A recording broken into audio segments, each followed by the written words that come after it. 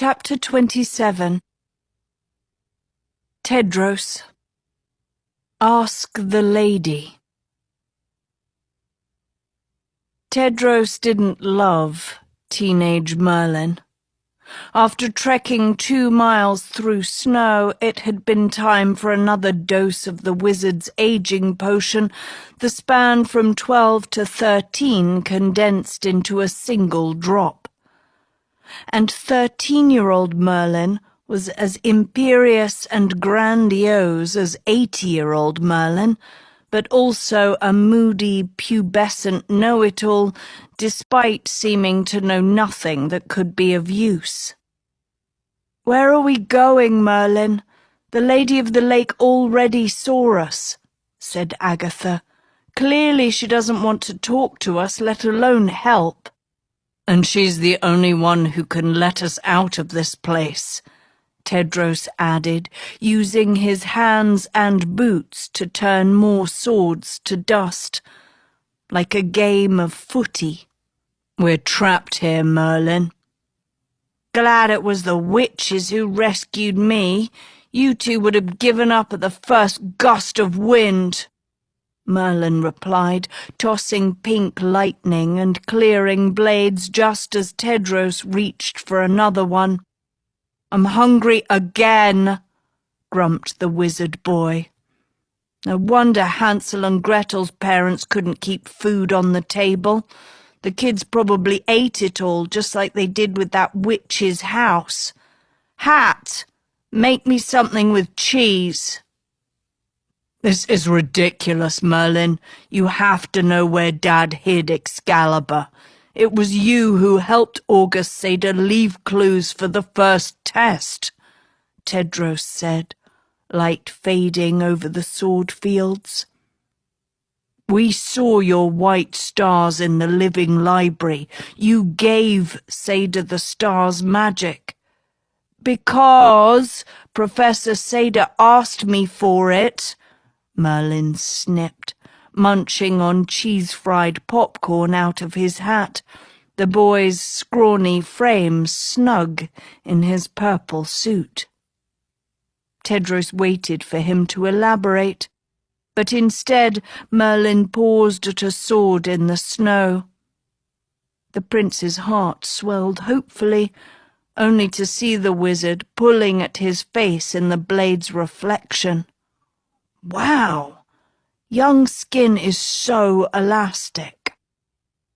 "And Professor Seder didn't tell you what he wanted your magic for?" Agatha said, exasperated. "Yes, he told me every detail of Arthur's tournament, and I just enjoy the deadly consequences of not giving them to you." Merlin huffed with a loud burp. "Like I said, Arthur kept his second will hidden from me for good reason. If he'd told me about a tournament to find his heir, I'd have asked why he doubted who his heir was in the first place. Clearly, Arthur had secrets to keep. Secrets that Rafal and Evelyn Seder took advantage of."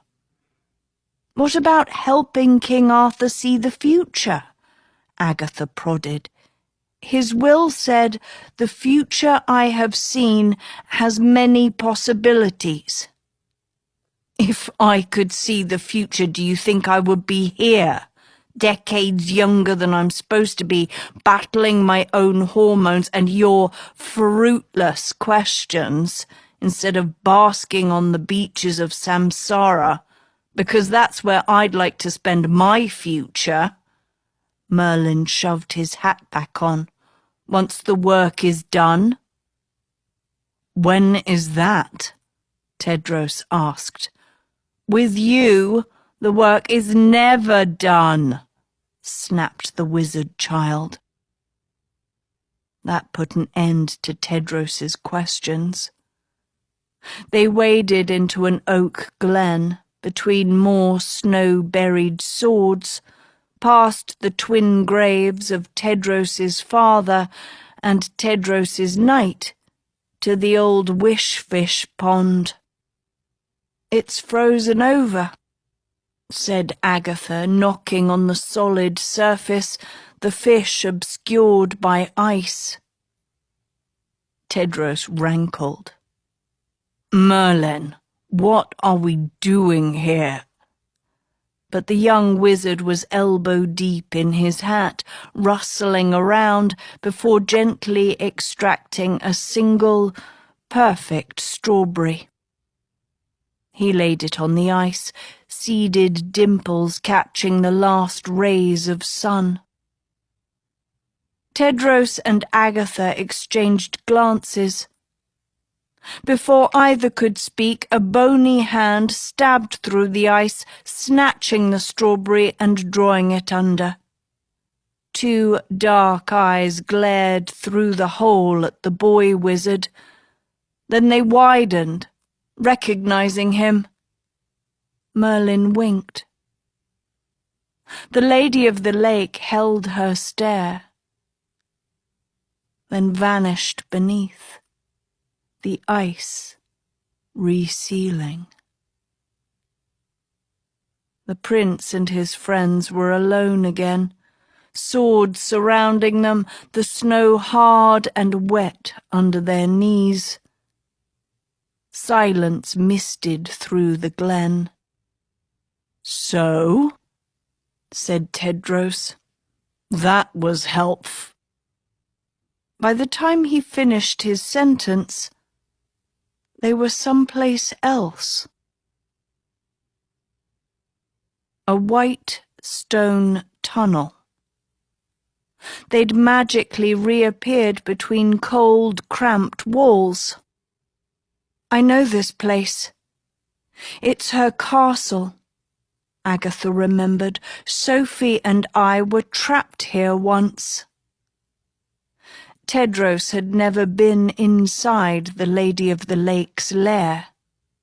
Neither had Merlin, from the way the boy was probing around the tunnel. The few times Tedros had seen the castle within Avalon's gates, he'd taken note of its smooth white stone, laced with vines of bright green apples, the castle free from any doors or openings. Only the lady could grant permission to enter. Yet the lady was nowhere to be found. "Which way do we go?"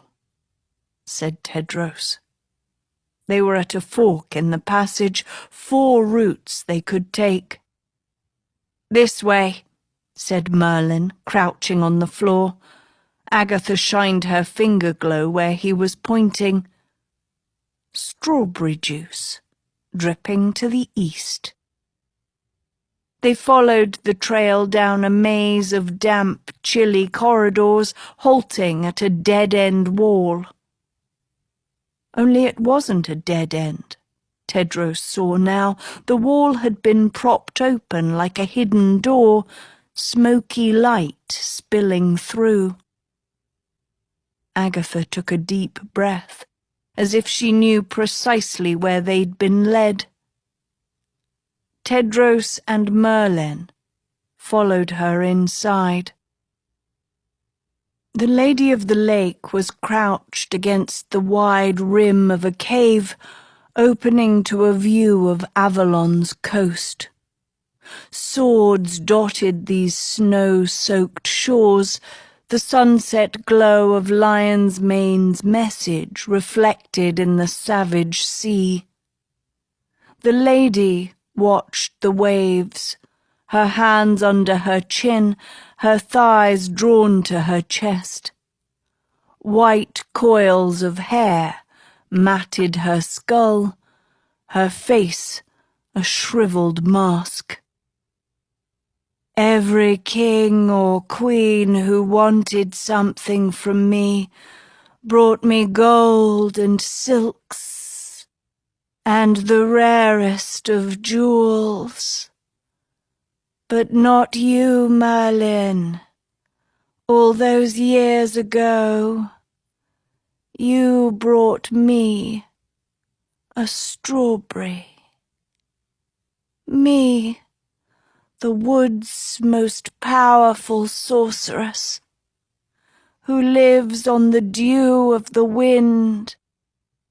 The young wizard smiled. Just because you don't need something to live doesn't mean it's not worth tasting. The lady finished, turning to him. How bold you were.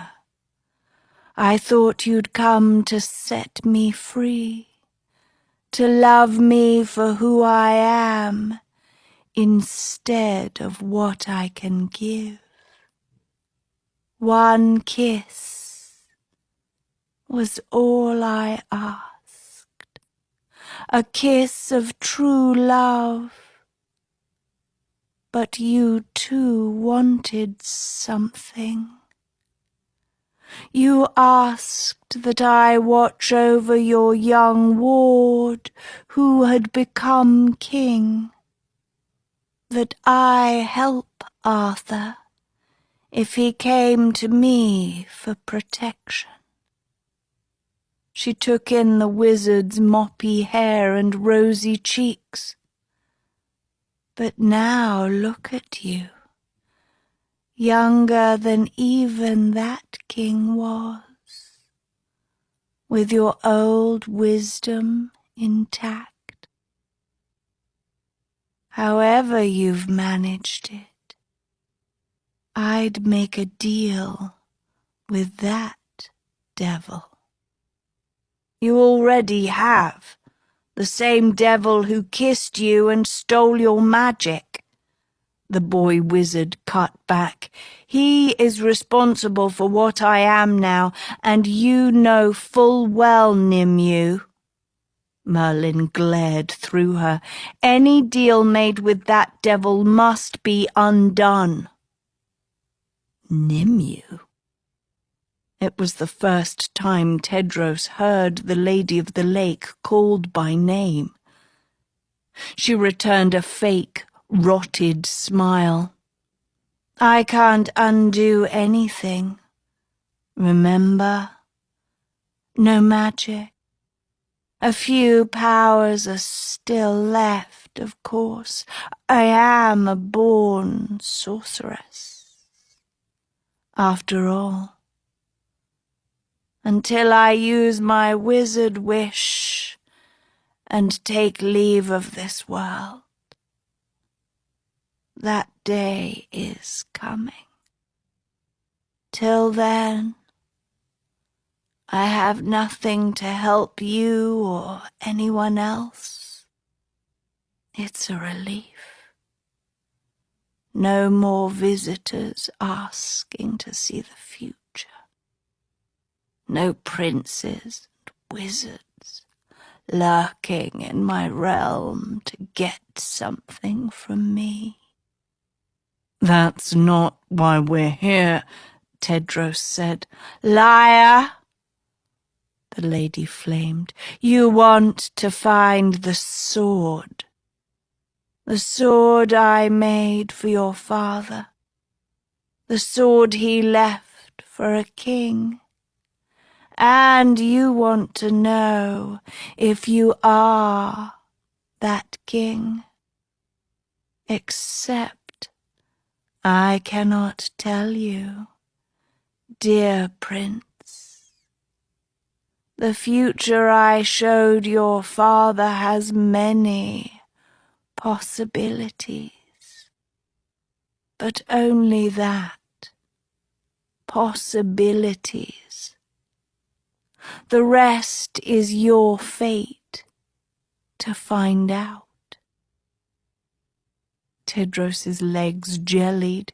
He could hear Agatha holding her breath. Merlin, too, looked startled. Possibilities, said Tedros carefully. Possibilities you showed my father. The lady gazed out at the herd of red-orange clouds. When I looked into your father's eyes, I saw a kindred soul, a soul blessed with great power, and yet hungering for real love. At first, I thought he might be the one to set me free. But just as Aladdin saw a genie only as a path to a throne, Arthur saw me only as a means to protect his. But I believed in Arthur's goodness. It's why I gave him Excalibur, so that he could defeat any enemy from the outside. Little did I know the true enemies in Arthur's life would come from within. She paused, the sun sliding deeper into the sea. One evening, after Guinevere and Merlin had deserted him, he came to me, looking nothing like himself. His hair was wild, his eyes frenzied, his breath smelling of drink. He'd made a mistake, he told me, a mistake long ago that he thought had no consequences. But someone had come to his court who'd suggested otherwise. A Green Knight, who Arthur then killed. Even so, Arthur was afraid others might know what the knight did. That Arthur's secret would come to light and destroy not only him, but his kingdom and those he loved. He needed to see what would happen. He needed to see the future so that he could fend off any harm that might be done. He'd already gone to the school for good and evil, to his friend August Seda. But a seer like Seda cannot answer questions of what is to come, not without losing decades of life as punishment. Desperate, Arthur went to the schoolmaster too, asking if the famed wizard had a spell or a crystal ball that might reveal the future. The schoolmaster offered no answers, and yet seemed amused, Arthur recalled, as if he knew precisely what disturbed the king. But then Arthur noticed the Storian behind the schoolmaster's back, the Storian that was telling King Arthur's tale at the time, a pen that Arthur and his new advisers believed responsible for the downturns in the king's fate. Indeed, Arthur had been considering ousting the Storian and taking its powers for himself as one true king.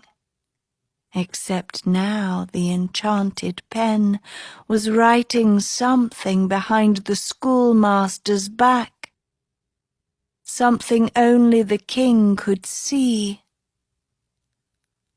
Ask the lady.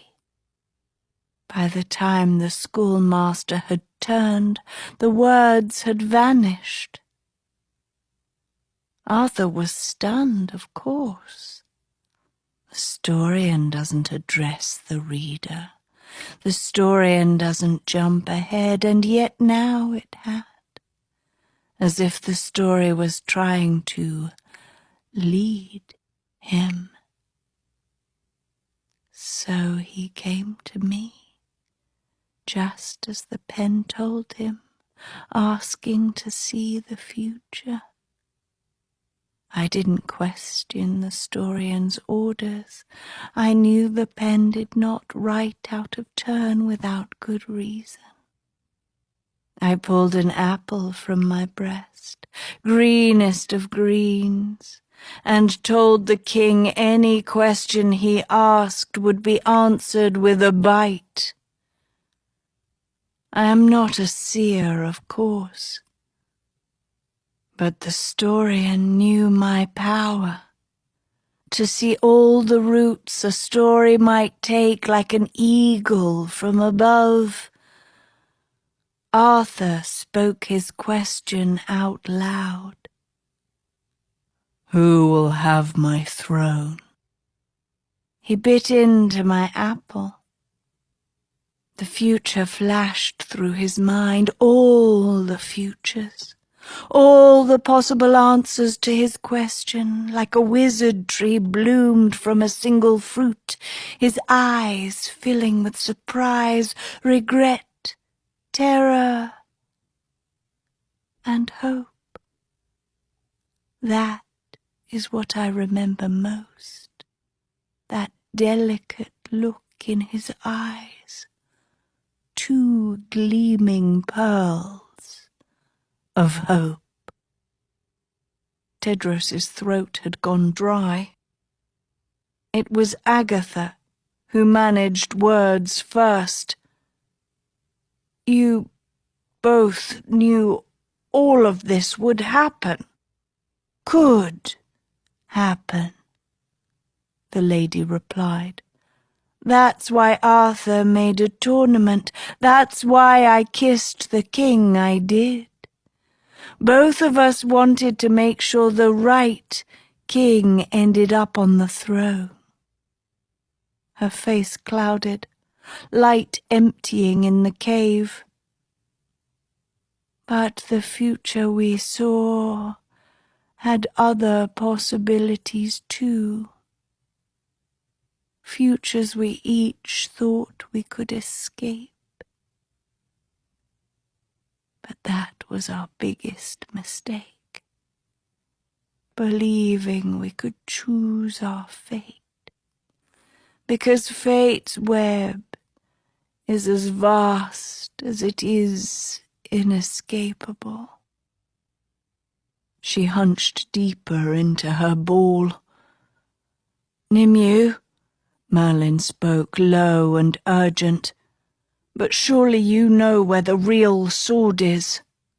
You made Excalibur, it's your magic.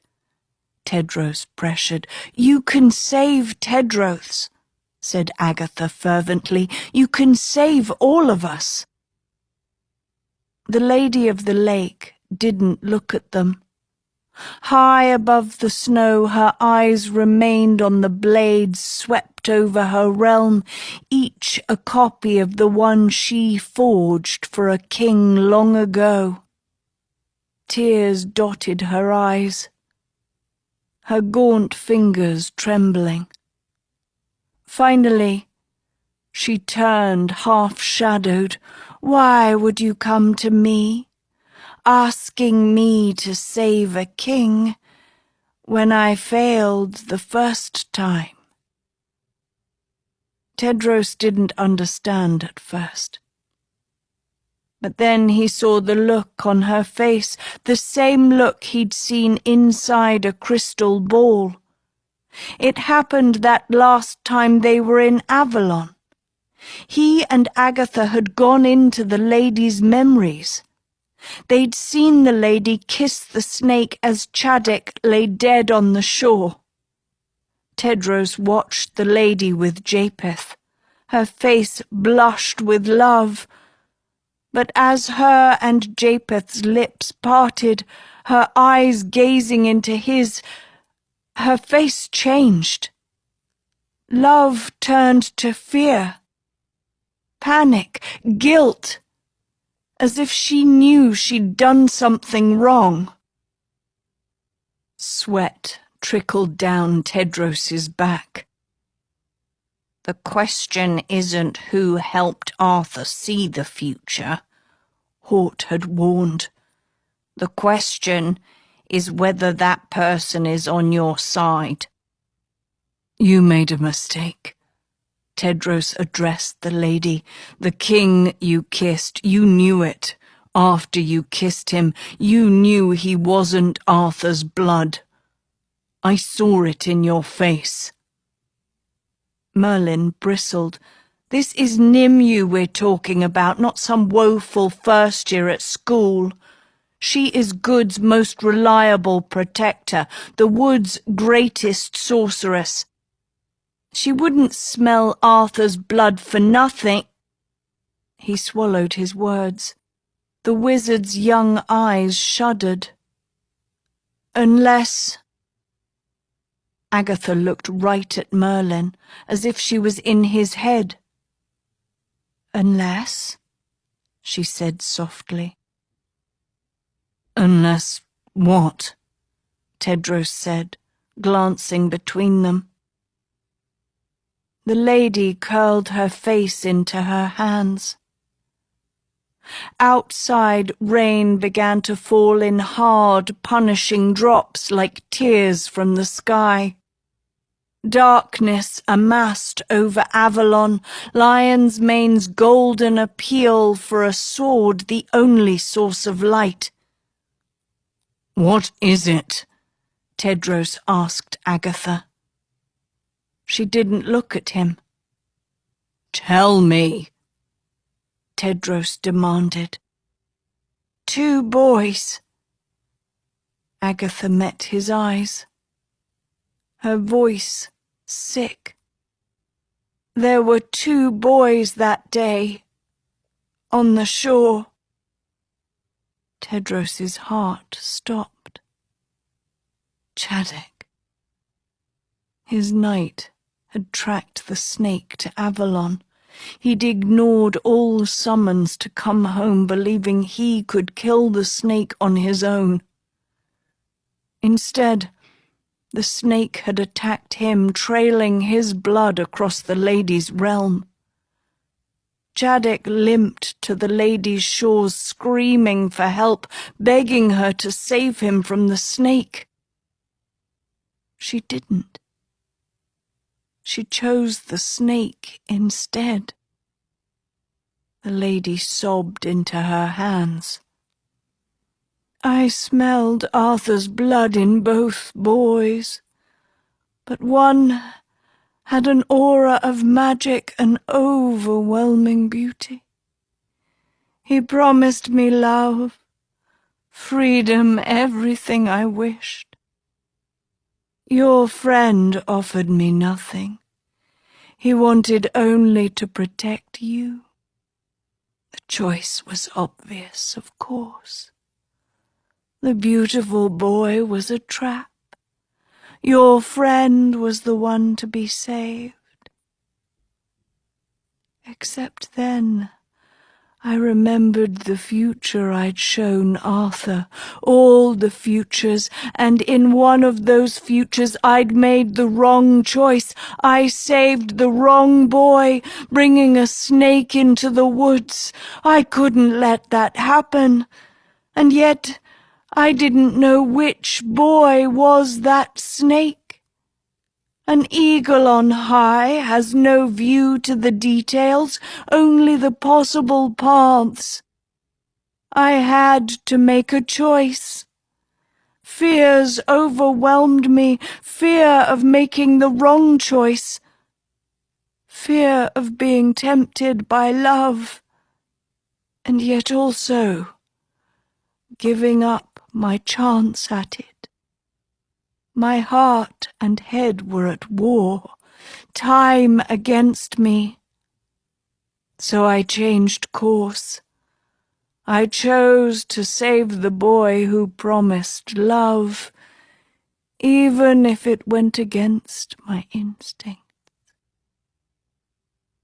You understand, don't you? I tried to do the right thing. I tried to avoid the fate we are living now, but in doing so, I only ensured it. She shrank deeper into the shadows. He took my magic, left me like this. It's the punishment I deserved. The true blood of Arthur was dead. he was dead because of me, who was supposed to be his loyal guardian. I don't understand. What does Chadek have to do with Arthur's blood? Tedros questioned, his palms wet. That's why I haven't used my wizard wish. The lady wept, because I couldn't leave this life. Not until someone knew the truth. Chadek was my knight, my schoolmate, said Tedros. He had nothing to do with my father. I did what I could to atone. I buried him near Arthur, where he should be. What? You're not making sense, Tedros fought, his chest throttling. 2 kings, side by side, the lady mourned. Tedros choked. What are you saying? He's the heir, Tedros. Agatha's voice hit like a stone. Chadek was your father's heir, said his princess. Tedros shook his head. But that's not true, he rasped, appealing to Merlin. The young wizard's gaze was far away. It's how Rian pulled Excalibur, isn't it? Japheth knew Chadek was Arthur's heir. He must have hidden a drop of Chadek's blood on Rian. And Excalibur sensed this blood of Arthur's son, his eldest son. That's why the sword let Rian take it from the stone. That's why it denied Tedros all those months before the snake appeared. Chadek was still alive then. Tedros wasn't the king. That age potion's warping your brain, Tedros assailed. You're talking in riddles. But his words trailed off. A memory floating back. One he'd seen in a crystal of time. It came from the day Chadek left to find knights for Tedros's round table. Chadek had stayed at Camelot in the week prior, Lady Gremlane fussing and doting over him far more than she ever did over Tedros or Agatha, as if Chadek were the lord of the castle. While Chadek readied his horse for the journey, Lady Gremlane piled him with satchels with food, brushed his grey shirt, which she'd had made for him that matched his eyes, a gold C on its collar, and again she hovered over him, asking what else he needed. Agatha had remarked that it was only around Chadek that she'd ever seen Lady Gremlane smile. Now Tedros knew why. He was her son. Chadek was Lady Gremlane's son, and King Arthur his father. A secret conceived in Sherwood Forest the night before Arthur married. A secret Rafal and Evelyn Sader came to know. Tedros was never Arthur's eldest, Chadek was, the true heir to the throne. Tedros looked at his hand, the carved silver ring cold on his finger. His voice was a whisper. Dad gave it to me. Why? For the same reason he made the tournament. He saw the future and all its possibilities, said the lady. Her tears had ceased. Behind her the rain abated over Avalon's shores. She turned to Tedros, a light growing in her eyes. And despite all the darkness in that future, he saw one hope. That hope was you becoming king, not Chadwick, not anyone else. You. Because it's you who were the lion. Only you who could have had the strength and will to rise out of the ashes of Arthur's mistakes and build a better woods. It's why Arthur didn't fight death when it came for him. His story was the beginning of yours, and your story is the completion of his. Father and son, king and king, two fates intertwined, the true end of ends.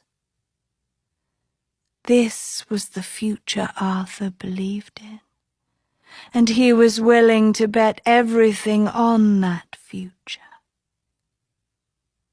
In the glow of Lion's Mane's message, she looked at him like a flame against the night. But now it's your turn, Tedros. You must finish the last test. Excalibur didn't see a king in you before. Will it see one now? Tedros walled off his feelings like a knight shielding dragon fire. A blast of rage, horror, shame, all the emotions of his father not being the father he knew. His liege, now his brother, the throne he believed so rightfully his, not his at all. But in the siege of these feelings, he sensed another wave, light and cool, washing them all away. Relief. As if at last he had the answer to what made a king, not blood, not birthright, but something deeper. Faith. Faith his father had in him, faith Tedros never had in himself until now. Because he was a better man than his father, loyal to his princess, loyal to his heart. Because he'd be a better king, having chosen not the queen who would compensate for his shortcomings, but who would love him for them. Because of who he was deep in his soul, rather than what he thought he should be. He was free, finally free, as if in being told he wasn't a king, he found the reason to be a king. His blood burned hot. The veins of his neck throbbed, a roar licking at his throat. He raised his eyes to the lady. "I'm ready." Agatha's hand wrapped around his, the princess at his side. Young Merlin flanked the prince, his hand on his back. The lady smiled at Tedros, an inscrutable smile like the lady of old. Suddenly the glow on her face darkened, like a candle blown out. She spun to the night sky. Lion's Mane's message. It was gone. For a moment, no one seemed to understand. But the prince did. His blue eyes knifed the dark. "He's found it,"